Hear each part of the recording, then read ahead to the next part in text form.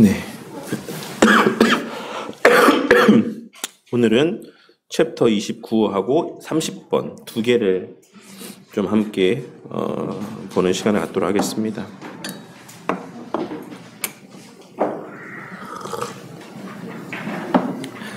네. 일단 동정녀 탄생 29가 한번 보도록 하겠습니다. 같이. 동정녀 탄생이란 예수님의 탄생이 육신의 아버지 없이 성령의 능력으로 말미암아 마리아의 태에 기적적으로 잉태된 결과다라고 하는 교리입니다. 이와 같은 그리스도의 기적적인 탄생은 그의 본성에 대해서 많은 것을 이야기해 줍니다.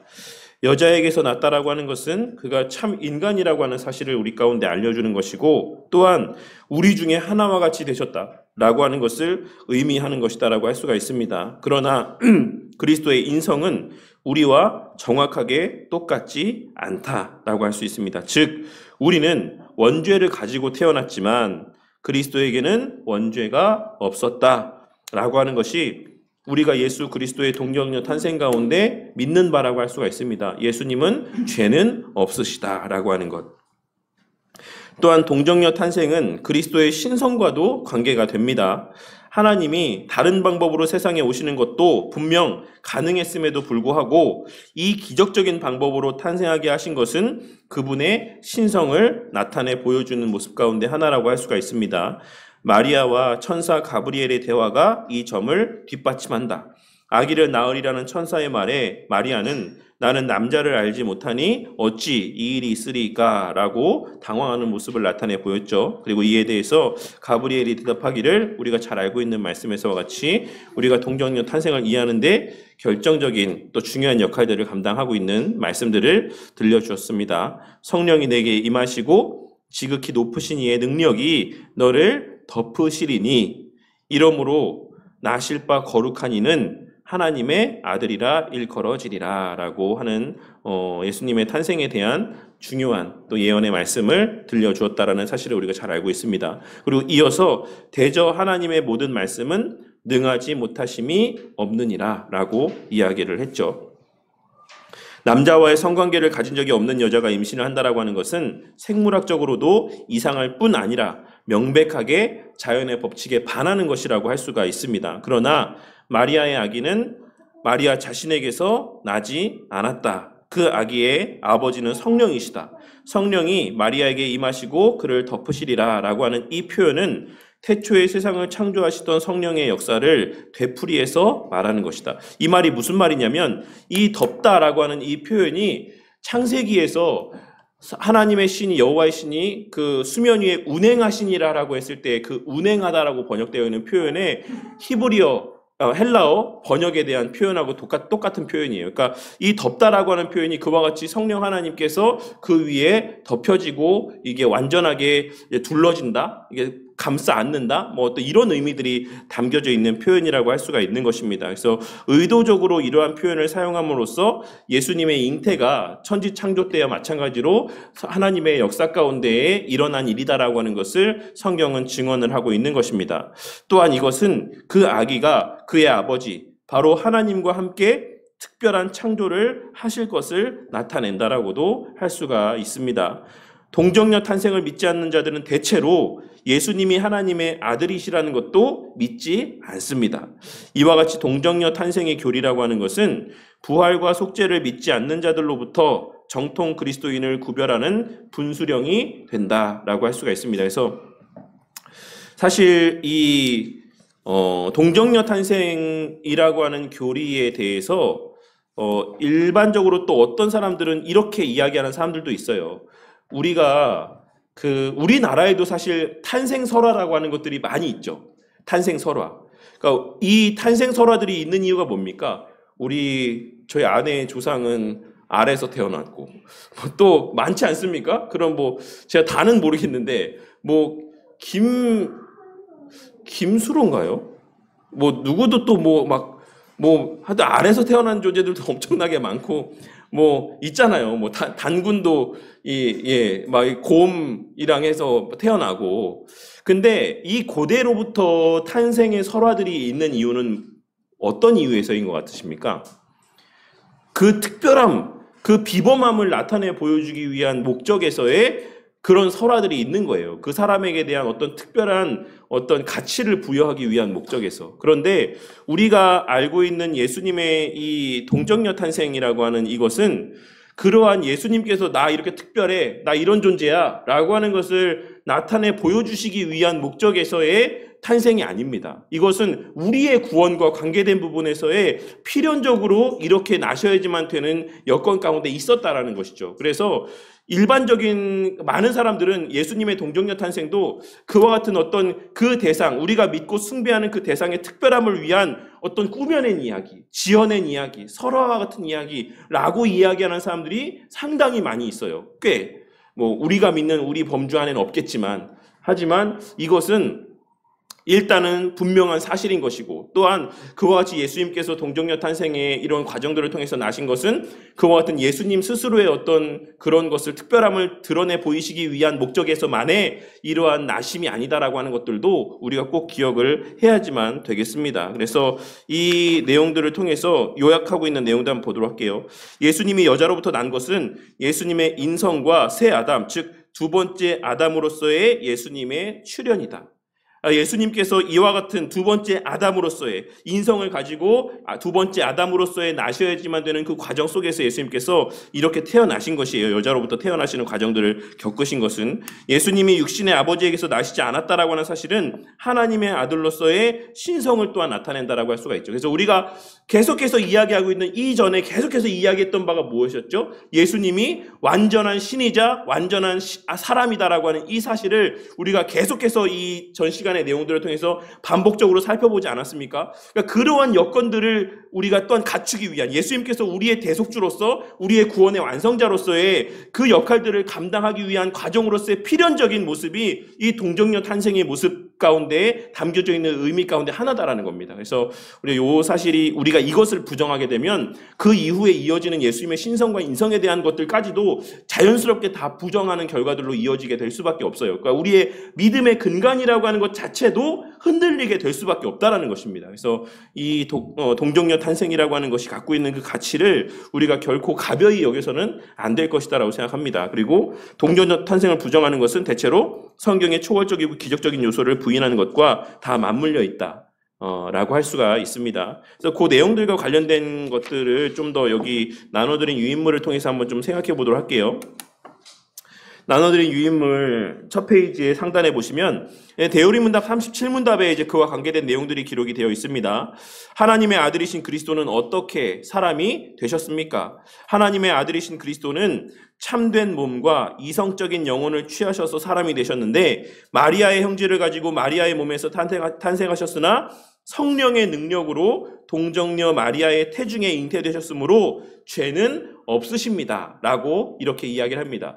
예수님께서 우리의 대표자로서 우리의 대속주로서 사람의 몸을 입고 태어나셔야 되는 것이 필연적이었지만 그 예수님은 그 때문에 인간의 그 육신의 태에서 태어나셨어도 이 죄는 없는 가운데 태어나셨다라고 하는 것이 우리가 믿고 고백하는 바라고 할 수가 있습니다. 그래서 그에 대해서 우리 웨스트민스터 신앙고백서 8장 2항에 보시면 이런 내용들이 있어요. 3위 중에 제2위이신 하나님의 아들은 참되시고 영원하신 하나님이시요 성부와 한 본체이시며 또한 동등하신 분으로서 때가 참에 인간의 본성을 입으셨다. 또한 인간의 본성에 속한 모든 본질적인 성질들과 일반적인 연약함들을 아울러 취하셨으나 죄는 없으시다. 라고 하는 것이 우리가 믿는 바입니다. 그는 성령의 능력으로 동정녀 마리아의 몸에 잉태되시고 그녀의 피와 살을 받아 태어나셨다. 그러므로 두 개의 온전하고 완전하고 구별된 본성인 신성과 인성이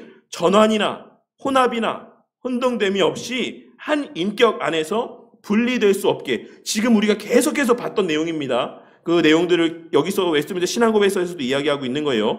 분리할 수 없게 서로 결합되었다. 그 인격은 참 하나님이시자 참 사람이시되 한 분 그리스도요 하나님과 사람 사이에 유일한 중보자이시다 라고 웨스트민스터 신앙고백서에서 고백을 하고 있습니다. 그리고 이어지는 사망에서 또 중요한 고백들을 하고 있는데, 신성과 결합된 인성을 입으신 주 예수는 성령으로 성화되고 한량없이 부음을 받았으며, 이 내용과 관련해서 밑에 우리 벌거프 신학 조직신학 책에 있는 내용을 제가 같이 기록을 해드렸거든요. 그 밑에 보시면 두 번째 2번에 빨간 줄로 표시된 내용을 한번 보도록 할게요. 그는 그리스도의 인성을 수태 그 즉시 성화시켰고, 여기서 그가 누굽니까? 성령 하나님을 이야기하고 있는 거예요. 성령 하나님이 예수님께서 마리아의 그 몸 가운데 수태되는 그 즉시, 성령 하나님의 역사로 수태되는 그 즉시 예수님을 성화시켰고, 이로써 죄의 오염으로부터 해방시키셨다.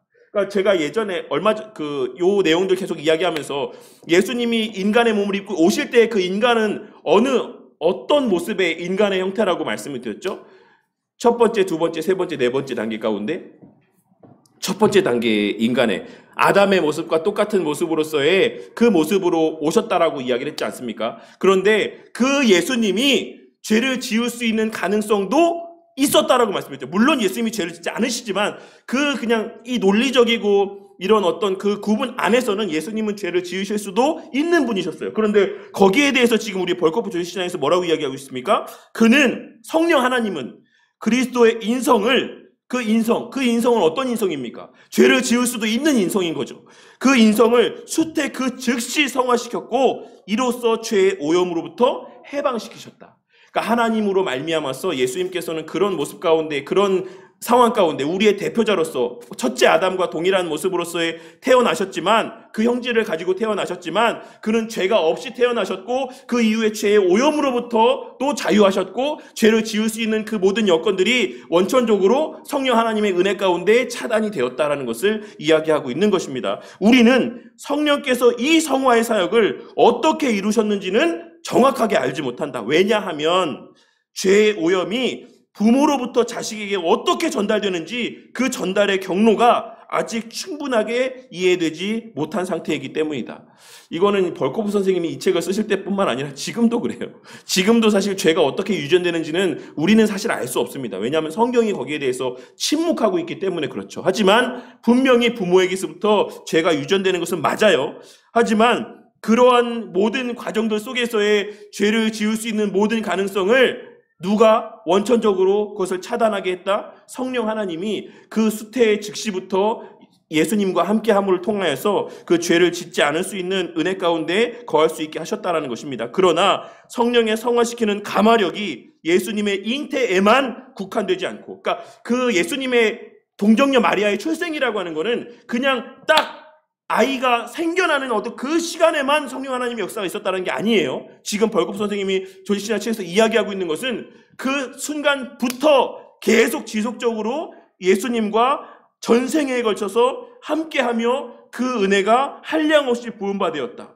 요한복음 3장 34절에서 뭐라고 이야기하고 있습니까? 하나님이 보내신 이는 하나님의 말씀을 하나니 이는 하나님이 성령을 한량없이 주심이니라.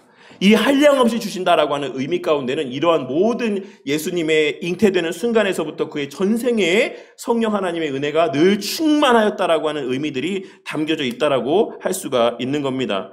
다시 웨스트민스터 신앙고에서 3항에 보시면 한량없이 부음을 받았으며 그에게는 지혜와 지식의 모든 보화가 있었고 성부께서는 모든 충만으로 그 안에 거하게 하시기를 기뻐하셨다. 이는 그가 거룩하고 악이 없고 더러움이 없고 은혜와 진리로 충만하여 중보자와 보증인의 직분을 수행하는데 부족함이 없도록 하기 위함이었다. 이 직분을 그가 스스로 취하신 것이 아니요 성부께서 그를 부르셔서 맡기신 것이다. 성부께서는 모든 권세와 심판을 그의 손에 맡기시고 그것을 수행하도록 명령하셨다라고 고백을 하고 있습니다.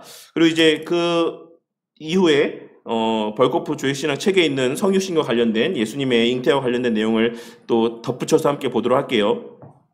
초자연적 잉태와 동정녀 탄생으로 실현된 성육신. 예수님의 탄생에 있어 가장 중요한 요소는 성령의 초자연적인 역사였다. 왜냐하면 오직 이로써만 동정녀 탄생이 가능했기 때문이다. 예수님의 잉태와 관련된 성령의 역사는 이중적이었다. 후자는 아까 좀 전에 말씀드렸던 거고 전자는 뭐냐? 그는 마리아의 뱃속에 잉태된 존재의 동력인이었으며 따라서 인간적인 행위가 동력인이 되는 것을 배제하였다. 이것은 탄생되신 분이 인간적 인격이 아니라 행위 언약에 포함되지 않고 따라서 죄책으로부터 자유로운 하나님의 아들의 인격이었다라는 사실과 완전히 조화가 된다라고 이야기하고 있습니다. 그리고 이후에 이제 죄가 없이 태어나셨다라는 것을 이야기하고 있는 것이고, 그 이후에 그 오염된 본성으로부터의 죄를 지을 수 있는 그런 가능성, 그 무죄한 상태의 죄를 지을 수도 있고 짓지 않을 수도 있는 그런 여건 안에서의 죄를 지을 수 있는 그 가능성들마저도 바로 성령 하나님의 은혜 가운데, 역사 가운데에 이렇게 지속되었다라고 하는 것, 그런 은혜들이 허락되었다라고 하는 것을 말씀하고 있다라고 할 수가 있습니다. 그래서 이러한 내용들을 통해서 예수님께서 왜 동정녀 마리아를 통해서 나셨어야 했다라고 말씀드렸습니까? 인간의 몸을 통해서 인간으로서 태어나셔야지만 또한 우리의 인간으로서의 대표자의 역할들을 감당할 수가 있다라고 하는 것을 우리가 잘 알고 있는데, 그 과정에서 필연적으로 모든 인간은 죄를 가지고 태어날 수밖에 없게 되어 있습니다. 정상적인 일반적인 형태 가운데서에 태어나게 되는 사람들은, 출생되어지는 사람들은, 우리가 웨스트민스터 신앙고백서에서도 그 내용을 고백하고 있죠. 일반적인 생육법의 그 질서 안에서 태어난 모든 사람들은 죄 가운데 태어난다라고 우리는 믿고 고백을 합니다. 그렇기 때문에 예수님은 인간의 몸에서 태어나되 죄가 없이 태어나야 되는데, 그러하려면 어떻게 태어나야 된다? 동정녀의 몸에서 그 성령 하나님의 특별한 잉태하심의 은혜 가운데, 역사 가운데 태어나셔야지만 된다라는 것을 이야기하고 있는 것이죠. 그리고 그 이후에도 우리의 대속주로서의 역할들을 감당하기 위해서는 계속해서 죄와 무관한 존재여야 되는데, 그 일들을 감당케 하시기 위해서 성부 하나님께서 무엇을 하셨다? 성령 하나님을 한량없이 부어주셨다. 그러니까 이 자체도 동정녀 잉태와 출산과 그 이후에 예수님의 자라나심과 그 모든 십자가 대속의 은혜까지가 다 누구의 사역입니까? 예수님의 사역이죠. 근데 그 예수님이 그 사역을 하실 수 있도록 성령 하나님을 보내주신 분이 계셨고, 그 보냄받은 성령 하나님의 특별한 역사가 또 계속해서 지속적으로 예수님의 전생애 가운데 함께 했다라는 거예요. 그러면 이 예수님의 사역은 또 동시에 누구의 사역입니까?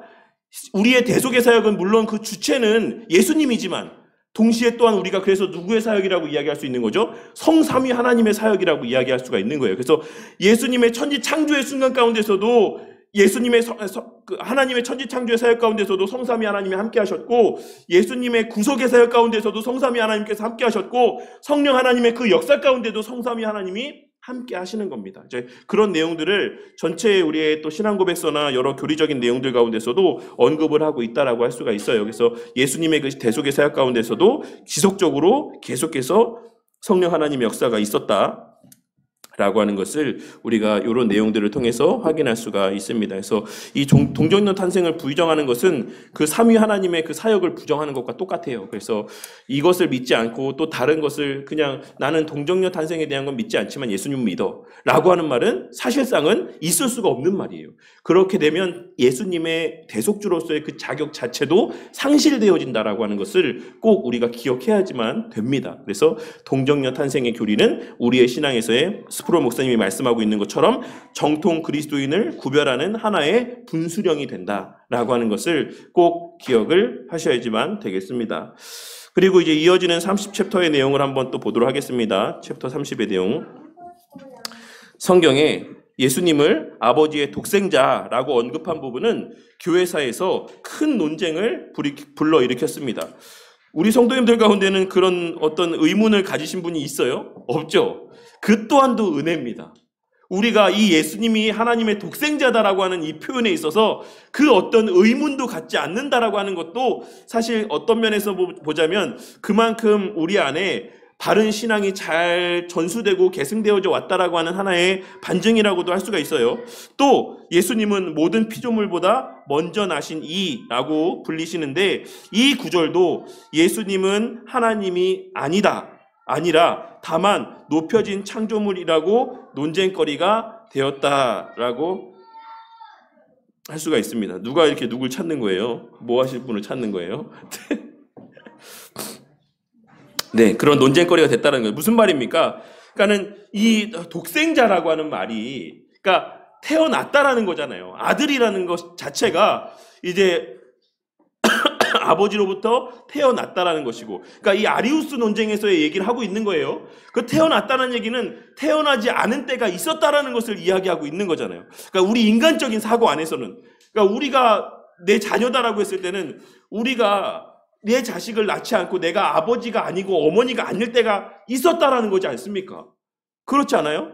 우리는 이제 그런 사고를 하게 되고, 그러한 사고를 이 예수님의 탄생 가운데 적용하다 보니, 이 독생자라는 의미 가운데 적용하다 보니, 그러면 예수님께서 존재하지 않았을 때가 있다 라고 하는 것을 이야기하게 되는 결과로 이어지게 된다라는 것입니다.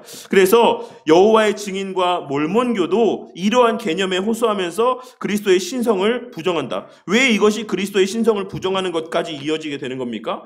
하나님의 본질적인 속성은 뭡니까? 하나님의 본질적인 속성 가운데 하나가 영원성이잖아요. 영원성. 근데 예수님이 계시지 않은 때가 있었다라고 하는 것은 그 영원성이 어떻게 되는 겁니까? 깨어지는 거죠. 그러니까 성자 예수님은 영원전부터 영원까지 존재하는 대상이 아니게 되는 거예요. 그래서 예수님은 성부 하나님과 같은 존재가 아니다라고 하는 결론으로까지 이어지게 되는 겁니다. 이게 지금 우리한테는 그렇게 큰 문제가 아닌데, 초대교회 때에는 이러한 교리들이 바르게 정립되어 있지 않았을 때에는 이것이 엄청난 교회 가운데에 논쟁을 불러일으켰다는 거예요. 그러면 이 말은 무슨 말이냐? 이 독생자라는 의미가 뭐냐?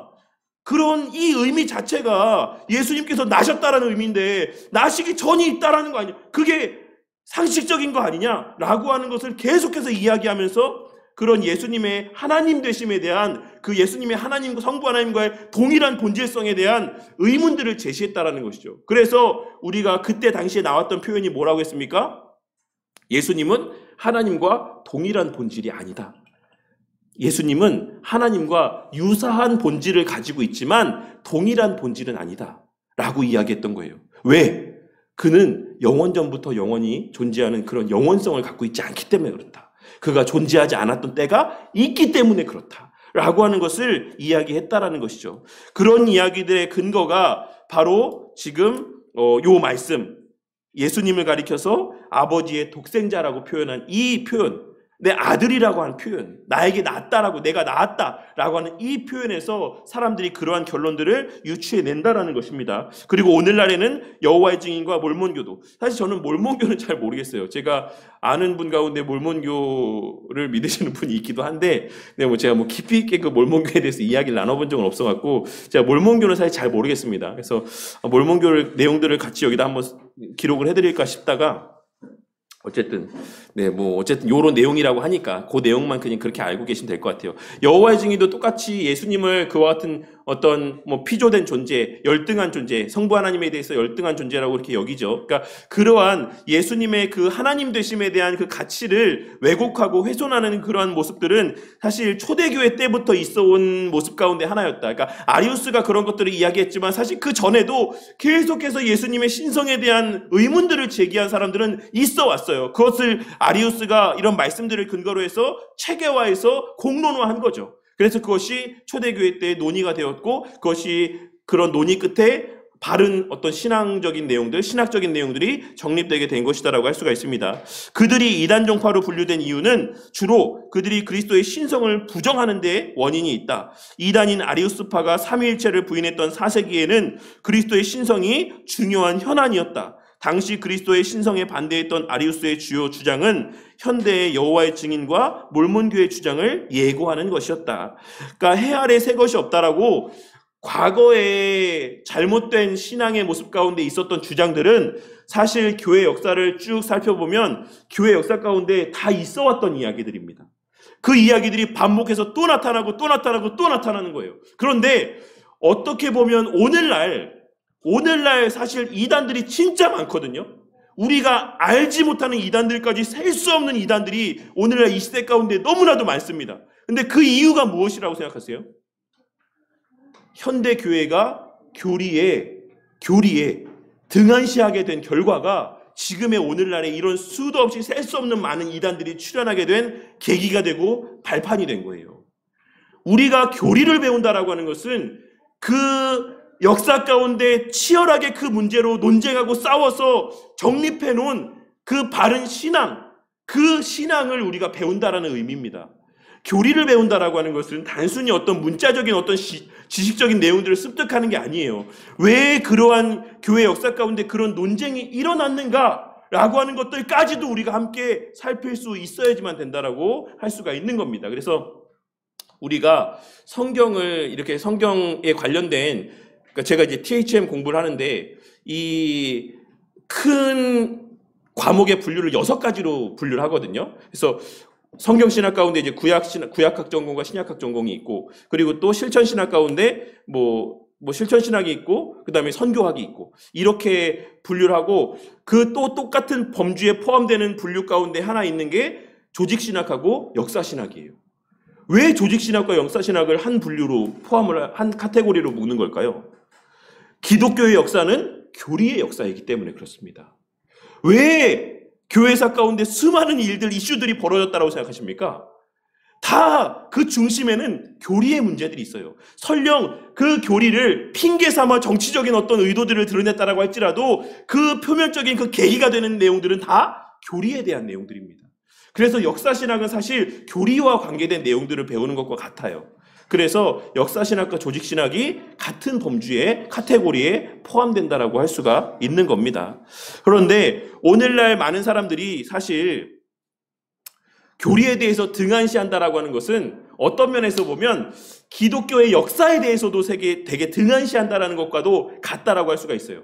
기독교의 역사, 우리가 믿는 이 신앙, 우리가 해석하는 이 성경의 해석의 원리들이 어떻게 정립되어져 왔는가라고 하는 것에 대해서도 사실 관심이 없다라는 거예요. 내가 지금 성경을 어떻게 해석하느냐, 나에게 이 성경 말씀이 어떤 의미냐, 이것만 관심이 있다라는 것이죠. 근데 우리의 신앙이라고 하는 것은 앞서 설교 때도 잠깐 말씀드렸지만 개인적이지 않습니다.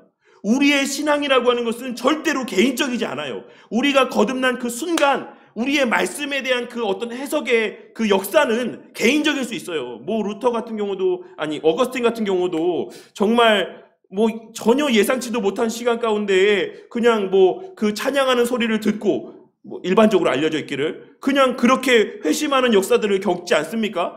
물론 우리의 그 회심하는 과정들 속에서에는 어떤 개별적인 하나님의 특별한 역사 가운데 회심할 수 있겠지만, 그 이후에 우리의 신앙이 그리스도에게 그 과정을 통해서 접붙임받은 다음에는 우리는 공동체적인 신앙의 삶을 살고 공동체적인 그 교회 안에서의 성경 해석을 받아들이고 그 틀 안에서의 말씀의 은혜들을 받고 누리면서 살아가게 되어 있다는 겁니다. 그래서 우리가 오늘날의 교리가 필요 없다, 교리가 중요하지 않다라고 이야기하는 것은 사실 어떻게 보자면 기독교 역사 전체를 다 부정하는 것과 같다라는 것. 그냥 하늘에 뚝 떨어진 그냥 나만의 신앙을 그냥 믿고 고수하겠다라고 이야기하는 것과 다를 바 없다라는 것을 꼭 명심해야지만 돼요. 그래서 교리를 배운다라고 하는 것은 사실 기독교의 역사를 배우는 것과 같은 의미예요. 그래서 우리가 어떻게 체계적으로 교리들이 형성되어 왔는가를 우리가 함께 배우게 되는 것이다라고 할 수가 있습니다. 그래서 그 스펄전 목사님이 그랬는지, 어떤 목사님이 그랬는지는 제가 잘 기억이 안 나는데, 그래서 그런 이야기를 했다라고 하시더라고요. 교리가 필요 없다라고 이야기하는 사람들이 있다. 그런데 실상은 그 사람들이야말로 가장 교리가 필요한 사람들이다라고 하는 이런 말을 남겼다라고 합니다. 그래서 누구나 교리를 갖고 있다. 누구나. 왜냐하면 우리가 말씀을 보고 말씀이 어떤 의미인지를, 이 말씀이 이런 의미이구나 라고 우리가 해석할 때 그 해석하는 그 순간 그 사람의 머리 가운데는 그 교리가 있다라는 거예요. 그게 교리입니다. 이 말씀이 이런 의미다라고 규정을 짓는 그 해석의 원리가 교리예요. 그런데 교리를 부정한다라고 하는 것은 내 마음 내키는 대로 나는 신앙생활을 하겠다라는 것과 같다라는 것이죠. 그리고 그러한 여러 가지 내용들이 결국에는 이러한 말씀으로, 이러한 잘못된 신앙의 모습으로 이어지게 된다라는 것을 우리가 꼭 기억해야지만 되겠습니다. 어쨌든 그래서 아리우스는 325년에 니케아 공의회에서 이단으로 정죄를 받게 되었습니다. 그래서 니케아 신경을 제가 다시 한번 요 유인물에 기록을 해드렸어요. 무엇이 정확하게 거기에서 규정되었는지. 그는 독생하신으로 번역된 헬라어는 발생하다, 되다, 시작하다 라고 하는 의미가 있다라고 주장을 했다. 독생한 존재는 시간적인 시작이 있어야지만 되므로 이는 시간적인 관점에서 볼 때 유한한 것이며 피조물의 성격을 지녔다라는 뜻이 된다라고 아리우스가 이야기를 했다라는 겁니다. 근데 맞죠? 전혀 틀린 말이 아니에요. 그러니까 아리우스가 전혀 말도 되지 않는 이야기를 하지 않았다는 거죠. 그렇기 때문에 어떤 면에서는 더더욱 그 당시에 아리우스를 따라서 아리우스의 주장에 동조하는 사람들이 많이 있었다라고 할 수가 있습니다. 그래서 우리가 여기서 또 하나 생각해 볼 수 있는 게 뭡니까? 사단은 무에서 사람들을 현혹하는 게 아니다라는 것을 다시 한번 확인할 수가 있죠. 아리우스가 이 잘못된 주장할 때 그걸 뭐를 근거로 자신의 잘못된 주장을 이야기했습니까? 하나님 말씀을 근거로 지금 이런 이야기들을 주장을 펼치고 있는 거예요.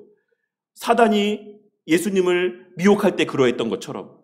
그래서 우리가 말씀을 단순히 아는 것보다 말씀을 바르게 아는 것이 얼마나 중요한가를 우리가 이 아리우스의, 그러니까 기독교 역사 가운데 일어난 수많은 잘못된 모습들을 통해서도 발견하고 깨달을 수 있어야지만 돼요. 그래서 우리가 바른 교리의 틀 안에서 성경을 해석한다라고 하는 것이 얼마나 우리의 신앙의 삶에 있어서 중요한 문제인지, 단순히 그냥 말씀만 주구장창 내가 읽는다라고 해서 그것이 내 신앙에 언제나 늘 유익하고 우리의 신앙을 성장시키는 것은 아니다라고 하는 것을 꼭 기억하셔야지만 됩니다. 바른 교리의 근거에서 성경을 해석하고 성경을 이해할 수 있어야지만 우리가 잘못된 길로 빠지지 않을 수 있어요. 그래서 예전에도 제가 말씀드렸지만 어떤 분이 막 어떤 기도 제목을 막 이렇게 하나님한테 이야기하는데 어떤 말씀이 딱 떠올라서 그 어떤 떠오른 말씀대로 이렇게 행동을 하려고 하는 분이 있었다라고 했죠. 근데 그 말씀의 내용이 이제 가정을 깨라, 남편과 헤어져라, 막 이런 멍에를 갖추실 수 없다, 막 이런 말씀이 떠올려져 갖고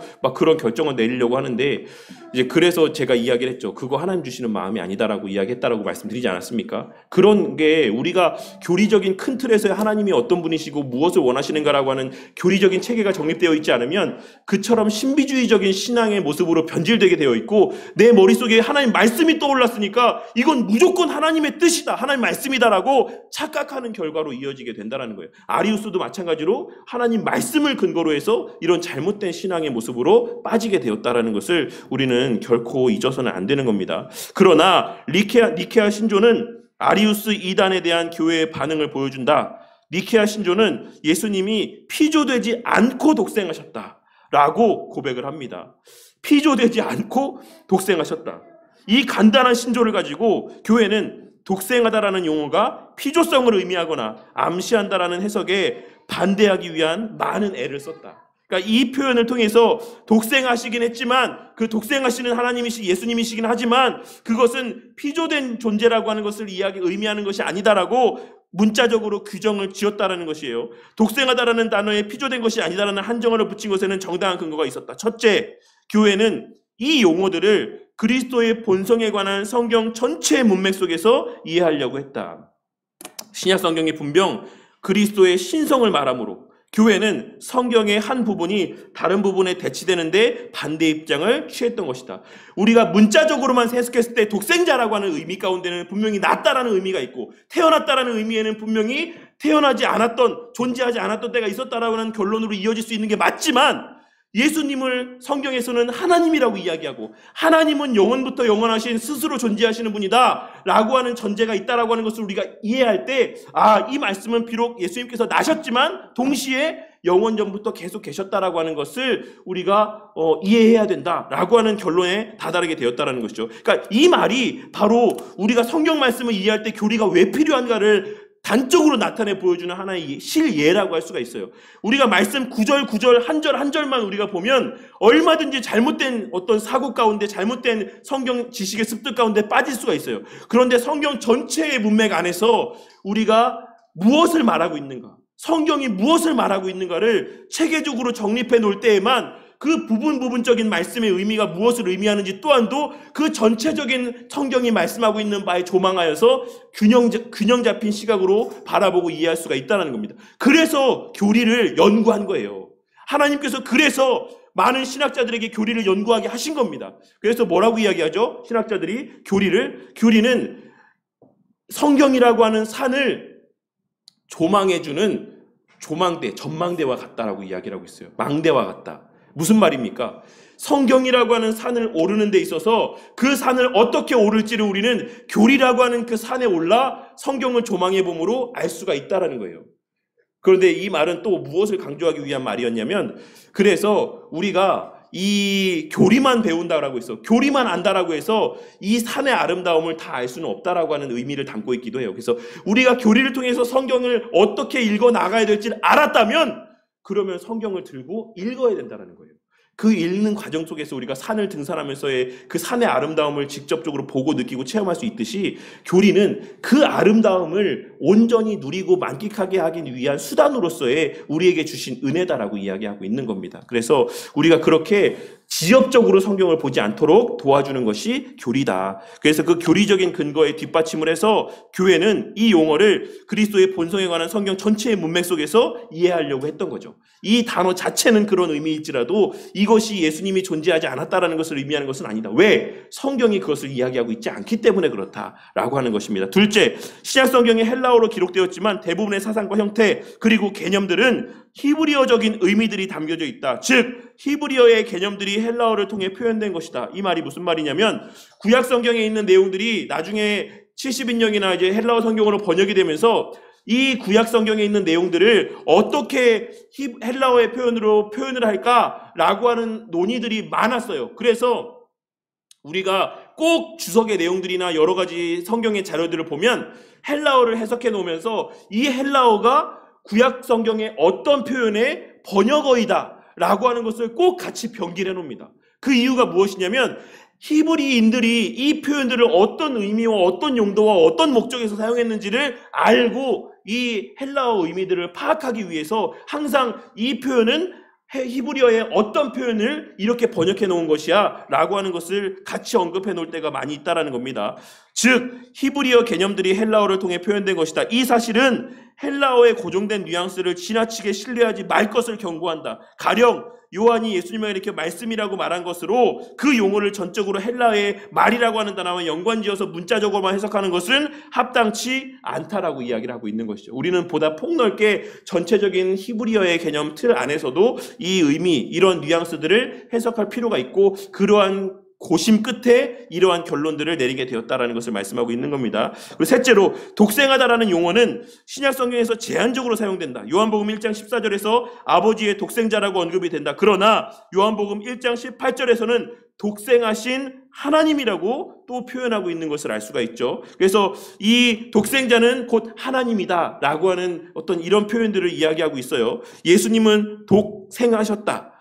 헬라어의 접사 모노라고 하는 이 표현은 영어의 올리보다도 그 의미가 훨씬 더 강한 표현이다. 즉 예수님은 나심에 있어 전적으로 유일하신 분이다. 그리고 독자적이신 분이시다. 그 누구도 다른 어떤 것도 예수님의 나심과 같을 수 없고 같지 않다. 근데 만약에 예수님의 이 독생자라는 표현이 일반적으로 우리가 어떤 아들을 낳을 때의 표현과 같다라고 하면 그것은 유일하지 않는 거죠. 이 독생하다라는 독생자의 표현은 그런 유일성을 담보하고 있지 않다라는 것입니다. 그러니까 일반적인 우리가 알고 있는 그런 출생의 개념에 대한 것을 이 독생자라는 표현 가운데 적용할 수 있다 없다? 없다라는 것을 이야기하고 있는 거예요. 이것은 그 어떤 과정 가운데서도 다시금 우리가 확인하거나 발견하거나 체험할 수 있는 게 아니다라는 것을 이야기하고 있는 겁니다. 아시겠죠? 그래서 이것을 우리의 일반적인 우리의 생각과 이 사고와 생활의 틀 안에서의 자녀를 낳는 것과 이렇게 동일한 관계 가운데서 이해하려고 해서는 안 된다라는 것을 이야기하고 있는 겁니다. 교회가 그리스도의 영원한 나심에 대해서 말하는 것은 이것을 제대로 다루려고 하는 시도다. 사실 이거 그냥 묵두고려서 넘어갈 수도 있죠. 그럼에도 불구하고 교회는 그것을 그렇게 넘어가려 하지 아니하고 분명하게 이 의미들을 규정하려고 했다라는 겁니다. 이들은 영원히 아버지로부터 비롯된다. 피조물로서가 아니라 삼위 중 제2위로서다. 아들은 이렇게 규정을 짓고 있는 겁니다. 예수님에 관해서 내가 너를 낳았다라고 하는 히브리서 1장 5절의 이 표현은 히브리서의 내용들은 신약에서 가장 뛰어난 기독론이 들어있는 서신서라고 할 수가 있습니다. 이런 관점에서 히브리서와 견줄 만한 신약성경의 유일한 책은 요한복음이다. 요한은 예수님을 분명하게 하나님이라고 불렀다. 그리스도를 독생자라고 부른 사람 역시 요한이다. 마지막으로 모든 창조물보다 먼저 나신 자라고 하는 말은 1세기 유대의 문화적 배경과 관련지어서 이해해야지만 된다. 여기는 나셨다라는 데에 포커스가 맞춰져 있는 게 아니다라는 거예요. 이 표현에 있어서 이 지금 모든 창조물보다 먼저 나신 자라고 하는 이 표현에서의 방점이 나신 자에 있는 게 아니라 어디에 있다? 먼저에 있다라고 하는 것을 지금 이야기하고 있는 겁니다. 강조하고 싶은 것은 상속자라고 하는 예수님의 지위를 나타내 보여주기 위해서 이 표현을 하고 있는 것이지, 이게 예수님께서 태어나신 피조물이다라는 것을 나타내 보여주는 목적과 의도에서의 표현이 아니다라는 거예요. 그러니까 우리는 성경 기록자와 하나님께서 이 말씀을 기록해 하신 그 의도를 정확하게 파악할 수 있어야지만 된다. 그 의도대로 말씀의 의미를 이해할 수 있어야지만 된다. 이 말씀은 예수님이 나신 존재다라는 것을 이야기하기 위한 게 아니라 예수님이 유일한 하나님의 상속자이다라는 것을 나타내 보여주기 위한 의도에서의 표현이다. 그리스도의 높아진 상태를 의미하고 나타내 보여주기 위한 표현이다. 근데 반대로 이것을 사람들은 어떻게 이용하죠? 예수님을, 그 가치를 폄하하기 위한 수단으로 이것을 오용한다는 것이죠. 똑같은 말씀을. 그러니까 하나님의 본래 의도대로 말씀을 해석하고 이해하고 적용하는 것이 얼마나 중요한가를 우리가 이 말씀의 예를 통해서도 확인할 수가 있는 거예요. 예수님은 그리스도를 높이기 위해서 이 표현을 사용하셨는데, 이러한 표현으로 예수님이 나타내 보이시는데, 사람은 그 동일한 말씀을 가지고 예수님을 폄하하고 예수님의 신성을 부인하기 위해서 이 말씀을 오용한다는 것이죠. 그래서는 안 된다라는 것을 이야기하고 있고, 그래서도 안 된다, 그럴 수도 없다라고 하는 것을 말씀하고 있는 겁니다. 대체로 마다들이 열조의 유산을 상속받았듯이 예수님도 하나님의 아들로서 하나님의 나라를 그의 유업으로 받으신다. 그것을 이 표현들을 통해서 하나님께서 나타내 보여주신 거예요. 이 아들 외에, 예수 외에 나의 나라를 유업으로 받을 존재는 없다. 유일한 존재이다. 그리고 그렇기에 이 하나님 나라를 그렇게 누릴 수 있는 자들은 오직 그 그리스도 안에 거하는 자들밖에 없는 것이다. 그 외에 다른 존재가 없다. 구원을 받을 만한 다른 이름이 없다. 그것을 유일한 길이다. 오직 길이요 생명이 오직 그리스도에게만 있다. 이것을 하나님께서 나타내 보여주시기 위해 이 표현을 나타내 보여주셨다라는 것입니다. 아시겠죠? 그러한 우리가 하나님의 그 본뜻, 의도, 이 뉘앙스를 바르게 이해할 수 있어야지만 된다는 겁니다. 예수님이 아버지의 독생자 그리고 모든 창조물보다 먼저 나신 자라고 불리는 사실은 교회사에서 그리스도의 신성에 관한 논쟁을 불러일으켰다. 지극히 인간적인 사고의 틀 안에서의 해석 때문에. 니케아 신조는 예수님 피조되지 않고 독생하셨다라고 분명하게 밝혔다. 이것을 부인하는 자는 정통교회의 범주 가운데 포함되지 못합니다. 이러한 조심스러운 구별은 그리스도의 신성에 관한 신약의 확증을 반영하는 것이다. 예수님은 아버지의 독생자이시다. 피조물로서가 아니라 하나님의 영원한 아들, 즉 삼위 중 2위로서다 라고 하는 것을 우리는 이해할 수 있어야지만 됩니다. 그래서 이러한 니케아 신경의 고백이나 우리 신앙 고백서의 여러 고백의 내용들은 다 어디에 근거하고 있다? 성경에 근거하고 있다라는 겁니다. 성경 말씀이 전체적으로 이야기하고 있는 바에 근거해서 예수님은 독생자이시지만 나시지 않았, 그러니까 존재하지 않으신 때가 있지 않았다라고 하는 결론들을, 똑같은 하나님이다, 영원부터 존재하시는 하나님이다라고 하는 결론을 나타내는 겁니다. 나눠드린 유인물 2페이지에 보시면 니케아 신경 다시 한번 우리 같이 읽어보도록 할까요? 지난번에 우리 칼케돈 신경을 읽었는데 우리 이번 기회에 아마 오늘로써 이제 니케아 신경을 보는 시간이 아마 끝날 것 같은데, 나중에 또 있겠지만 한번 우리 같이 니케아 신경 내용을 한번 합독해 보도록 하겠습니다. 시작. 우리는 한 분이신 하나님을 믿는다. 그분은 전능하신 아버지이시며 유형무형한 만물의 창조주이시다. 그리고 우리는 한 분이신 주 예수 그리스도를 믿는다. 그분은 하나님의 외아들이시며 아버지에게서 나셨으며 곧 아버지의 본질에서 나셨다. 하나님에게서 나신 하나님이시며 아버지와 본질이 같으시다. 그분으로 말미암아 만물이, 하늘에 있는 것이나 땅에 있는 것들이 생겨났다. 그분은 우리 인간을 위하여, 우리의 구원을 위하여 내려오시어 육신을 취하시고 사람이 되셨으며 고난을 받으시고 사흘 날에 부활하시고 하늘로 올라가셨으며 산 이와 죽은 자들을 심판하러 오실 것이다. 그리고 우리는 성령을 믿는다. 그분이 존재하지 않은 시대가 있었다, 나시기 전에 존재하지 않았다 하고 말하는 사람들을, 또는 비존재에서 생겨났다거나 다른 히포스타시스, 본체나 실제, 또는 우시아, 본질에서 존재한다라고 말하는 사람들을, 또는 하나님의 아들은 창조되었으며 변할 수 있으며 달라질 수 있다라고 말하는 사람들을 보편되고 사도로부터 이어오는 교회에서 파문한다. 이것이 니케아 신경입니다. 근데 이 앞부분에 있는 내용들은 뭐와 되게 유사한 것 같으십니까? 사도신경의 내용과 거의 유사하죠. 그래서 이 사도신경의 내용들은 계속해서 교회 때에 그 사도들로부터 이어져 내려왔던 여러 신앙의 내용들이 교회 안에서의 여러 이단의 문제들과의 그런 충돌들 가운데, 여러 신앙의 오해들 가운데에 많은 성경의 연구와 성령 하나님의 감동 가운데에 정립되어진 신앙의 고백이고, 그렇기 때문에 그 신앙의 고백의 틀에 있는 내용들은 사실 다른 모든 신경들, 신앙 고백들 가운데도 동일하게 발견되어지는 부분이라고 할 수가 있습니다. 그리고 어떻게 구별되어 있습니까? 성부 하나님과 성자 예수님과 성령 하나님에 대한 신앙으로 이렇게 구성이 되어져 있어요. 이러한 내용들을 우리는 여러 대부분의 신앙 고백의 내용을 통해서 확인할 수가 있습니다. 그리고 뒤에 빨간 줄로 기록해 있는 것처럼 그러한 예수님의 하나님 되심에 대해서 부정하는 자들, 예수님과 하나님의 동일 본질성에 대해서 이 의문을 제기하고 그것을 있는 그대로 받아들이지 않는 자들은 이 보편되고 사도로부터 이어오는 이 정통 교회에서 파문된다. 이것이 공적인 우리의 신앙의 고백입니다. 그래서 이러한 신앙을 고백하지 않는 교회를 우리는 정통교회라고 인정하지 않아요.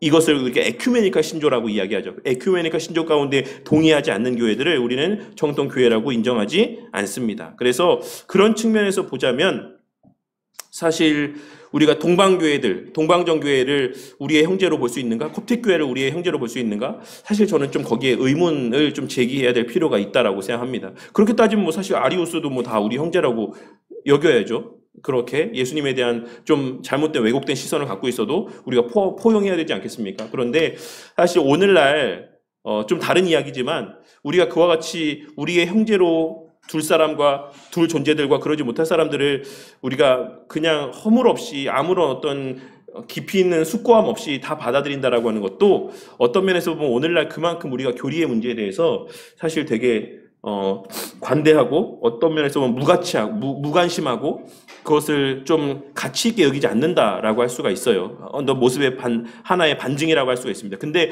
그 모습이 반드시 어떤 결과로 이어지게 되는지 교회 역사를 유심히 보셔야지만 돼요. 교리를 등한시했을 때 반드시 교회는 그 교리적인 문제로 인해서 무너지게 되어 있습니다. 반드시입니다. 그거는. 그러니까 우리가 지금 교리에 대해서 관심을 갖고 교리를 바르게 배우고 가르치지 않으면 그 피해는 누가 본다고요? 우리 자녀들이 봐요. 우리 자녀들이 바른 신앙이 아닌 데서 나는 바른 신앙인이라고 착각함 가운데 그렇게 멸망의 길로 가고 있는지도 모르고 그런 헛된 열심 가운데 신앙의 삶을 살게 된다는 겁니다. 이 사실을 꼭 기억하셔야지만 되겠습니다. 그리고 이제 마지막으로 앞서 요한복음 1장 14절에 대한 주석의 내용을 제가 WBC 주석의 내용을 참고해서 기록을 해놨습니다. 참고로 이것만 보고 마치도록 할게요. 모노게네스. 앞서 제가 우리 여기 내용들 가운데 모노게네스 어디 있었습니까? 독생자라고 하는 표현 가운데 나와 있었죠. 그래서 여기 책에도 그 표현이 기록이 되어 있습니다. 모노게네스 곧 문자적인 의미로 70인역에서 게노스에 있어서 유일한 것, 즉 종류에 있어서 단 하나라고 하는 이 표현은 자주 혹은 유일한 혹은 사랑하는 자녀라는 의미로 사용된 야히드를 번역한 것이다. 이 야히드라고 하는 히브리어의 여거라는 거예요. 여거가 뭐라고 말씀드렸죠? 그 히브리어 표현은 헬라어로 번역할 때 거기에 대칭되게 사용된 표현이라는 겁니다. 그래서 이 야히드라는 이 의미를 번역할 때 히브리어의 야히드라는 단어를 번역할 때 이 모노게네스라는 표현을 사용했다라는 겁니다. 따라서 이것은 70인역에서 야히드의 또 다른 번역어인 사랑하는 이라는 뜻의 아가페토스와도 병행되는 의미다라고 할 수가 있는 겁니다. 의미심장하게도 70인역으로 창세기 22장 2절이나 12절이나 16절에 나오는 아가페토스는 아브라함의 독자인 이삭과 관련해서 이 야히드를 번역한 표현이라고 할 수가 있습니다. 그래서 모노게네스와 야히드 그리고 아가페토스와 관련된 이 관련들은 요한 공동체가 이 요한복음 1장 14절에 있는 이 독생자라고 하는 표현, 3장 16절에서의 이 표현들을 신앙고백적인 이 진술들을 후자의 의미, 곧 유일한 이라는 의미에 염두에 두고 이러한 표현을 사용했다라는 것을 나타내 보여준다. 그러니까 이게 여기서도 지금 뭘 이야기하고 있는 겁니까? 이 독생자라는 표현에서 이 표현이 담고 있는 핵심적인 의미가 뭐다? 태어나신 존재다, 피조된 존재다. 이게 아니라 그 예수님이라고 하는 존재가 유일한 존재다라는 것을 나타내 보이기 위한 의도에서 독생자라는 표현을 사용하고 있다라는 겁니다. 아시겠죠? 그러니까 그런 의미를 지금 이 주석의 내용들 가운데서도 이야기하고 있는 거예요. 그러니까 하나님께서 성경의 표현들 가운데 예수님에 대해서 독생자라고 하는 표현을 사용했을 때에는 거기에는 이러한 유일한 아들, 내 아들 중에 유일한 아들이다. 이 아들 외에는 다른 아들이 없다라고 하는 예수님의 유일성을 나타내 보여주기 위한 것. 그래서 그 예수님을 통해서 예수님 안에서의 양자가 되는 길 외에는 하나님의 아들이 되는 다른 길이 없다라는 것을 나타내 보여주기 위한 의도가 이 표현의 의미 가운데 담겨져 있고, 또 유일한 상속자라는 의미가 또 그 표현 가운데 담겨져 있는 것이지, 여기에는 예수님의 피조성에 대한 그 어떤 의미도 발견할 수가 없다라는 거예요. 담겨있지 않다라는 것을 이야기하고 있는 겁니다. 그래서 우리가 이 독생자라는 의미를 통해서 인간적인 사고 가운데서는 그러면 예수님이 피조됐으니까 존재하지 않을 때가 있겠지 라고 하는 것으로도 이해할 수 있겠지만, 성경이 말하는 바는 그게 아니다 라고 하는 것을 우리가 확실히 깨달을 수 있어야지만 되겠습니다. 그래서 우리의 이 예수님의 동정녀 탄생이나 예수님의 독생자라고 하는 의미를 바르게 이해하는 것은 우리의 신앙에 있어서 너무나도 중요한 부분의 문제입니다. 왜냐하면 왜 그렇겠습니까? 요 검사만 가도 여호와의 증인들이 있기 때문에 그래요. 여호와의 증인들이 다 이러한 잘못된 성경 해석의 근거들을 가지고 예수님의 그 신성을 부정하고 오직 성부 하나님만이 참 하나님이다라고 하는 이야기들을 이야기하고 있다라고 할 수 있기 때문에 그렇습니다. 근데 우리가 이런 내용들을 이해하지 못하고 성경에서 이런 용례들이나 하나님의 그 의도하신 바를 이해하지 못하면 이것을 이렇게 해서 이 모노게네스라고 막 이제 뭐 원어들을 이용하면서 막 와갖고 막 이야기하는데 성도님들 뭐라고 이야기하실 겁니까? 분명히 그러면 독생자는 나셨다라는 건데, 그러면 나시지 않은 때가 있다라는 거 아니냐? 이 성경에 분명히 그렇게 써있지 않느냐? 독생자라고 써있지 않느냐? 라고 이야기하면서 자신들의 교리들을 이야기할 때 우리 성도님들 뭐라고 대답하실 겁니까? 거기에 대해서 그 하나님의 표현의 의미는 그 나셨다라는 데 방점이 있는 것이 아니라 그 예수님의 유일성과 유일한 상속자로서의 그 예수님의 권위, 예수님의 높아지심의 지위에 대한 것을 나타내 보여주시는 것이다. 성경 전체가 예수님을 하나님이라고 이야기하고 있다. 우리가 저 큰 틀에서 봤을 때 그렇게 예수님은 존재하지 않으신 때가 있었다라고 이야기하는 것이 맞지 않다. 그리고 우리 초대교회 우리 믿음의 선배들이 고백했던 니케아 신경에서도 그것을 부인하는 자가 교회의 일원이 되지 못한다라고 이야기하고 있지 않느냐. 이렇게 대답할 수 있어야 되지 않겠습니까? 얼마나 우리가 이렇게 분명하게 우리가 믿는 바에 대해서 잘 명확하게 정리를 하고 있어야 되지 않겠습니까? 네. 그래서 우리가 그냥 막연하게 그냥 하나님, 예수님 믿는다라고 하는 것이 아니라 이러한 분명한 성경적인 근거를 가지고 바른 신앙을 정립한 가운데 하나님을 알고 이해하고 또 그 하나님을 우리 자녀들에게 바르게 전하고 또 가르칠 수 있어야지만 되겠습니다. 네, 오늘 동정녀하고 독생자의 부분은 이렇게 마치도록 하겠습니다. 제가 기도하고 마치겠습니다. 하나님 감사합니다. 오늘 이 시간 예수님의 동정녀 탄생에 담겨져 있는 의미들과 또 독생자라고 하는 예수님에 대한 그 표현의 의미가 무엇인가라고 하는 것을 또 짧은 시간이지만 함께 살펴보고 나누게 하여 주심에 감사를 드립니다. 주님, 우리가 교리를 배워야 되는 이유와 목적이 바로 기독교 역사 가운데 등장했던 수많은 그 이단들의 그러한 모습들을 보면서 그 목적과 가치와 의미들을 늘 되새길 수가 있습니다. 기독교의 교회의 역사라고 하는 것은 실제로는 교리의 역사라고 하는 것을 늘 우리가 깨닫게 하여 주셔서 교리의 가치를 폄하하는 자들 되지 않게 하여 주시고, 우리도 언제든 바른 교리 위에 서 있지 않을 때 기독교 역사 가운데 출현했던 수많은 이단들과 같이 얼마든지 이 동일한 하나님의 말씀을 보면서도 잘못된 신앙의 길 가운데 빠질 수 있다는 사실을 늘 주지하며 바른 교리를 배우기 위한 열심 가운데 살아가는 자들 되게 하여 주시고, 또 해 아래 새 것이 없다라는 하나님의 말씀들을 떠올리며 과거에 또 어떠한 신학적인 논쟁들이 있어 왔는지, 우리가 믿고 고백하는 이 신앙의 고백들은 어떠한 이유로 작성되고 고백되어지게 된 것인지를 또한 살필 수 있는 은혜가 있게 하여 주셔서 동일한 또 우애, 동일한 어떤 연약함의 죄 가운데 빠지는 자들이 되지 않도록, 그러한 미련함 가운데 또 선배들의 과오를 답습하는 그런 또 미련한 자들이 되지 않도록 자비와 긍휼을 베풀어 주시옵소서. 그리하여서 우리의 바르게 정립하고 또 세워가는 또 이 교리의 내용들을 통하여서 우리 자녀들 또한 날로 악하여져 가고 또 진리가 희석되어져 가는 이 시대 가운데서도 우리 자녀들이 바른 말씀을 또 읽고 또 마음 가운데 새기며 살아가게 되는 은혜가 있게 하여 주시기를 원합니다. 주님, 우리는 아무 힘도 없고 능력도 없고 의지도 없사오니 주님께서 우리 마음 가운데 선한 의지와 능력을 더하여 주셔서 교리를 더욱더 열심히 배울 수 있는 은혜가 있게 하여 주시고, 무엇보다 또 앞서 세우신 이 부족한 종에게 또 지혜와 능력을 더하여 주셔서 배우기에 더욱더 열심을 내고, 또 과거 우리 믿음의 선배들의 그 족적을 또 부지런히 살필 수 있는 은혜가 있게 하여 주심으로 이 교회가 또 그러한 선배들의 실수를 답습하지 아니하고 늘 계속해서 누리게 하시는 은혜들을 더욱 풍성히 누려가는 우리 바른교회 공동체가 되게 하여 주시옵소서.